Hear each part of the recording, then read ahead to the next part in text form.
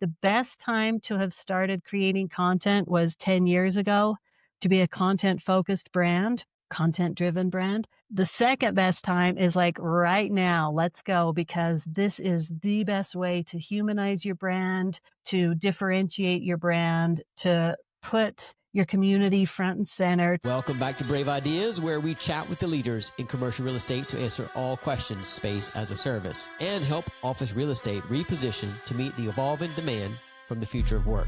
This podcast is for anyone involved in commercial real estate in any way. If you're an investor, fund manager, developer, landlord, operator, property manager, agent, or broker, be sure to subscribe so you don't miss an episode. And if you prefer to watch the full episode and join our newsletter, head over to braveideas.media.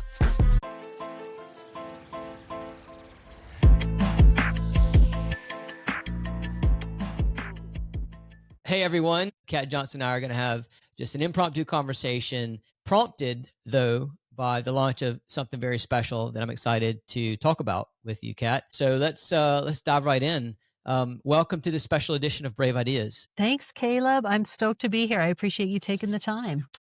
I'm a big fan of everything that you do. I think you're holding the flag for community high, and I think you sort of pass the torch around that everybody gets the chance to learn. And so I just love all about Kat Johnson. Thank you, my friend. That seriously means a lot. I definitely hold the flag. I definitely try to pass the mic as much as I can. And increasingly, people question me about community. They're like, well, our business model won't work if we don't do this or that or the other. So I feel like it's more important than ever to keep the belonging and community front and center. I agree. And often I talk about how real estate needs to put people front and center of the universe, and it's always been about numbers, and I feel like I said it so many times it's a bit cliche coming out of my mouth now, but while I've been talking about that, you've been actually teaching it. And I'm excited about this Coworking Creators Summit coming up. So I wanted to pass the mic back to you to tell everybody what it's about. You were in the newsletter, we've promoted it, but let's hear it from your mouth. Thanks, Caleb. I really appreciate all the support and amplification you do. So we have been thinking about doing a half-day virtual event for years because we do co-working convos every month. It's an hour. We have 4 guests. It's pretty quick, and then we go on to the next month. But we wanted to do a deeper dive. But it wasn't clear, is it going to be about community? Is it going to be about content or belonging? Like, it wasn't clear what this thing was going to be. So it came up again earlier this year, and we were batting around ideas. And my collaborator, Amanda LaFew, she goes, what about something for co-working creators? And it was like, ding, that's it. You know, when you just get blazing clarity, it's like, that's the thing. So started visualizing what might this be? Who would it be for? And months later, we just a couple weeks ago launched the Coworking Creators Summit, and we've had a great response.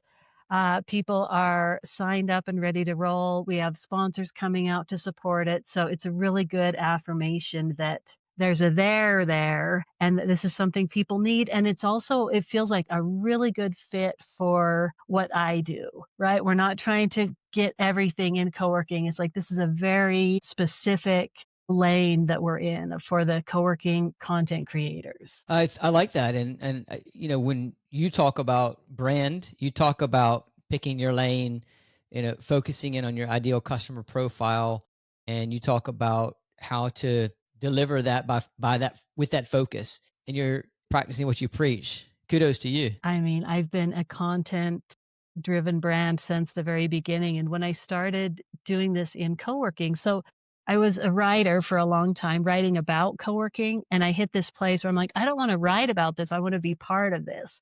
So I was kind of figuring out how can I be of service? How can I help? What's my role in co-working going to be? And this is like 12 years ago. And like I said, I'm a natural writer. I was doing a lot of professional writing. And I'm like, this thing that was pretty new at the time called content marketing was really piquing my interest. It's like the best things about writing, but then putting a strategic mind behind it in terms of brand amplification, marketing, things like that. So I started talking about content marketing, and people were like, what's that in co-working? Right. And now fast forward, content is a given. And when I was thinking about this earlier, Caleb, I was thinking about our conversation Like, the best time to have started creating content was 10 years ago to be a content-focused brand, content-driven brand. The second best time is, like, right now, let's go, because this is the best way to humanize your brand, to differentiate your brand, to put your community front and center, to like co-working used to be, if there was one co-working space in town, it was a big deal. And now I was chatting with an operator, there are 15 other spaces in town and here in the States, which is a lot, right? They used to be the only game in town. And now they're trying to figure out, how do we differentiate? Like, they know who they are. They have a really strong vision, values, and vibe, but how do they get that into the world and help other people understand that? And I bet on content all day, every day with that. One of the things that you say often, which I love, is leading with your values. And everybody has Wi-Fi, flexible terms, blah blah blah. But what's going to actually attract people to your location versus the one across the street? If you're the only game in town, maybe it doesn't matter so much. But when you start getting 2, 3, 4, 15 competitors, that's where you have to really communicate why people should come to you, and maybe implicitly why they shouldn't. Yep. One of my favorite things is, who are you not for? Because it really helps you define. And it's not about excluding, it's about just being really clear on who you serve really well, who are your perfect fit members, and being willing to speak directly to them and not worry if other people fall off. Like, not everyone is picking up what I'm laying down with community, belonging, and stuff, and that's okay, because the people who are all in. Like, those are my people. I know very clearly who I'm for. Well, let's talk about the creators, because I saw Dean Connell on your list. I mean, looking now, Taylor Mason's here. I mean, some names that you see on LinkedIn all the time have joined you. You mentioned Amanda a moment ago, Kristen Fields, Karina Patel. I mean, gosh, some OGs in this Some industry. OGs, And yeah. Olson, I mean, who's joined you in this? Yeah, so this is a creation. Amanda and I have created this, and we just kind of looked around within co-working and also beyond co-working, like, who would be able to deliver really valuable tactical information and also some strategic thinking. So we pulled some from co-working and also beyond that, like my friend Danny, she does all my photos and she takes a ton of photos within co-working spaces. So she knows all about lighting, capturing something beyond, three people standing there with their arms around them, like really getting good, meaningful photos that you can use across your brand. So Danny's coming to help. And yeah, Amanda, I'm teaching. Kristen Fields is doing storytelling. She is a podcast producer, just absolutely killing it. She's going to talk about compelling stories. Garrett Tishy's creating a compelling brand voice. And if you know Garrett from Huga and now seemingly overzealous ice cream, he has a way to just create a brand around himself that is absolutely magnetic. He's done it over and over and over. Yeah, Dean Connell, I met in Boston in person for the first time, and we connected right away. So Dean's gonna be talking about creating spaces where connection can happen, and that kind of content and creator spirit happens in those spaces. Yeah, Danny, Lauren Erlacher, she is one of my lab members. She's a rising star in co-working. She's also an absolutely incredible artist. And she's gonna be talking about that creative sweet spot where you're bringing your own inner creativity into your spaces, into your content, into things like that. And then, of course, Taylor Mason's doing content distribution, and I think I got everyone. I wanna make sure I didn't skip anyone. Yeah, that's right, but just pulling maybe some unexpected angles, but things that so many co-working space operators struggle with: content creation. And I hate to say it, but very few are doing it really well. And it's so much more than like, here are 10 things to do on Instagram. It's a whole way of thinking strategically about your content so that it supports your brand, your business, your space, community, all of these things. So we're getting into all the deep stuff. Look, I think this is fantastic, and it sounds like there's an opportunity for people to join on October the 23rd. But then people who do join, or maybe people who sign up for the summit, that maybe can't join, are they going to be able to still access, or how does that work? Yes, so we have 2 tiers. One of them you can attend live, and then the pro tier, you get access to all of the recordings of each session, as well as a handful of bonus resources that we're creating. So the pro tier is definitely the way to go. It's a little bit more, and that being said, we'd love to have people however they can show up. Okay, so but the pro tier, they can join live as well. Yeah, yeah, yeah.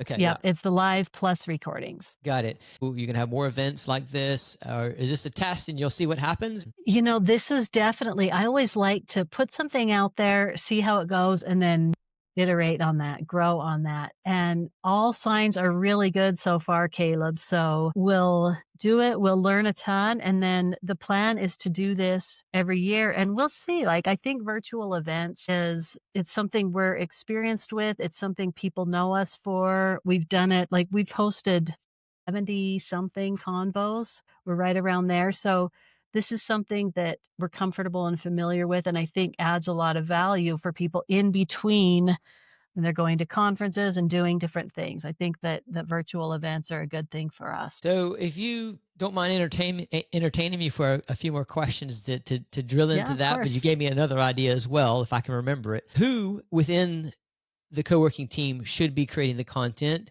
and or should that be outsourced? What a really rich question. I think I'll start with the second one. Outsourcing is tricky because agencies may or may not understand. I find that sometimes outsourced content feels very generic. So if you're going to outsource it, it needs to be somebody who deeply understands co-working, your space, what you're trying to do. It's a lot more than just pretty graphics. To the first part of that question, you know, with small spaces, I work with a lot of indie owner operators and they're doing everything, right? They're doing everything from fixing the coffee machine to creating the content, to writing the newsletters, giving tours, all the things. And then as teams grow from there, frequently that will be passed off to a community manager, and so they're tasked with ideally capturing like the moment to moment stuff that's happening in the space. The more immediate your content is, the better it is. And then when you get into scaled brands that have, you know, dozens, 20, and many more locations, it tends to all go through a marketing team, which I totally understand. And this is a question that scaled brands have to ask themselves. Is each space going to have its own content stream, its own channels, its own platforms? Or is it all going to be top down? And the benefit of having like one central place that's creating all the content is it's only one account they have to they have to manage. There are definitely some efficiency things to that. The problem is that then each space doesn't develop its own feel, which within a brand, every neighborhood is different, every space is different, every community is different. So best case scenario is that spaces are putting out content that feel really true to them and the neighborhood and their people and the community. And that being said, that's hard to do because one space may have an absolute banger content creator. Somebody else may not have anyone. So you're kind of asking people to do something. So there's not an easy yes or no for that answer. I think it depends on the brand. It depends on the team who is there and who's willing to do it. But I think best case scenario, each space is a reflection of its neighborhood and community with its content. So I guess my follow up thought to that is bringing it back to the summit, the Co-working Creators Summit, is if you're dealing with working with a lot of indie co-working operators, co-working owners, they're probably the ones that should be joining the Creator Summit. But if you're also supporting the larger multi-site locations, then who from their organization should be joining this? Yeah, the marketing team. We're in such an interesting time where content, like I mentioned back in the day, people were like, "What is that?" when you talked about content. And now it's a must do. People are getting left behind if they don't have some kind of presence. And maybe your present isn't LinkedIn or YouTube or Instagram, or like you have to figure out which channel is for you. But people who aren't putting out any content are behind the curve. right? So whoever is tasked with that, and we're thinking of it as three pretty clear audiences: the content creators, which is the marketing team, that also extends to community managers, and then owner operators of the space. So whoever is in charge of that really challenging, really powerful task of putting your brand into the world through content. One of the things that you talk about often is in order to have community, you have to be in your community. And I just love that line. And often the community is like a sort of like a sticker or or a hat somebody puts on, and the investors say, oh, we need some community, so let's have an event and get some dogs in, or or something like that, put something on the television. Yeah. But it takes someone curating that, being part of the community. Then it goes beyond co-working, I suppose, which brings me to my best for last question. I saved it Okay. the best for last. This is for you. Why are you doing this? Why do you care? Because and I say this in a very curious, positive, and I think I know the answer, and I want everybody to hear it, because you would think someone that has been working in co-working community or as a co-working owner would have retired and set up this Cat Johnson Co. teaching everybody community out of 30 years of being in the operations. But that's not your story. And I want Yeah. people to hear your story. Why are you doing this? Oh, Kayla, there's so many dimensions to this. As I spent many years, 20 years working in record stores. And one day I got courageous and reached out to an editor and was like, help, what about doing some music writing? And their response was, where have you been? So I started doing music writing. And then from that, started doing different kinds of writing.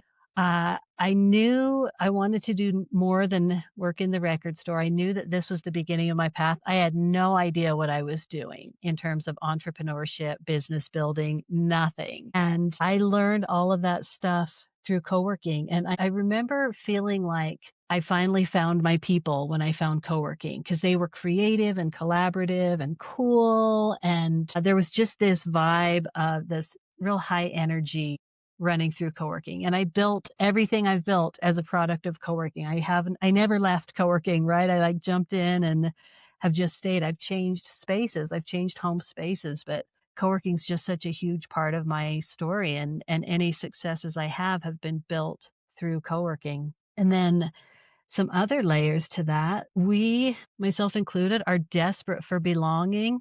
As somebody who feels like, I've spent a lot of time kind of on the fringe and feeling like a misfit, we've talked about before. It's in co working that I found all the other misfits. I found all the other people doing cool things and betting on themselves and taking a chance. And so that belonging, and now it's over the last 10, 12 years, it's gotten way worse in terms of people feeling disconnected, in terms of suicide rates, and everything's we're really isolated. We're really like stuck to our phones and have after COVID, like having a hard time connecting. I feel like there's a whole generation that missed like a crucial year or two that is now totally digitally based instead of in-person connection. And I'm also seeing like the wave is coming back, like more people want to connect in person, but it's just such an essential part of who we are to be connected. If you can find a place that gives you a sense of belonging. And I think the potential for co-working to provide that is just absolutely infinite. And, kind of stated purpose with CJCO is to create a world of activated and connected people doing work we love. And it's, I think, Caleb, like you and I have similar things where we're betting on ourselves. We're creating these things that didn't exist before. The way I think about that is that we have activated our potential. We're chasing our potential, right? I'm not stuck in the record store job, which was so fun. Like, believe me, I have stories for days about all that. And like getting in that space where I'm chasing my own potential it feels like I've activated my spirit. And I think that if we had a world full of more people who are doing that, following their gifts, following their dreams, following their vision, that we would have a different world going on. So that was a big mouthful. That is my kind of grand vision, is I'm trying to change the world. I love it. I love it so much.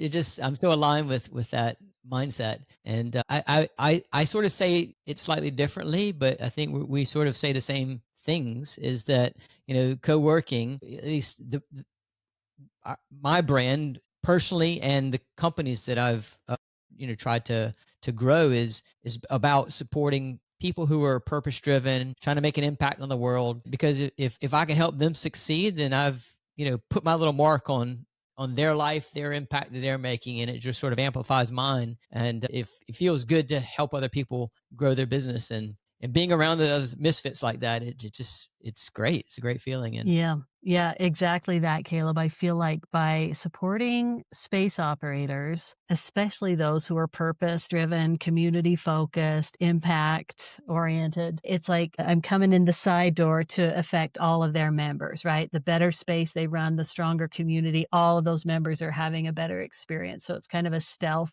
thing. okay, one last question to Okay. leave everybody with one final soundbite. If somebody doesn't join the Co-working Creators Summit coming up on October 23rd, what are they missing? We set out to make this a game-changing thing, and I want it to now be a project that has a long, healthy life. So, aside from all the content, the amazing guests, I feel like being part of this first one is gonna be really cool. Like, when people talk about being at the first Juicy or something, it's like, this is the one. If you wanna be part of this, this is the one. Okay, there we go. You heard it right here, Kat. Keep going. Love what you're doing, and you've always got me cheerleading for you. Big time, October 23rd. We'll put a link in the show notes here. Just making sure I didn't get the date wrong. We'll put a link in the You show got notes. it. And thank you for taking the time to share everything with me. Caleb, thanks so much. And the feeling's mutual. I love watching you do your thing, and we definitely speak the same language. So thanks for letting me have a chat about it. My pleasure. And for everyone listening, until next time, take care of yourself. If you've enjoyed this episode, you'll enjoy our Brave Ideas newsletter. Subscribe today by tapping on the link in the show notes. And don't forget, I'm always on the lookout for buildings to acquire and reposition with brand-led hospitality. If you know a building I should look at or an owner looking to sell or partner with, drop me a DM or contact us at bravecorp.co. Until next time, take care of yourself.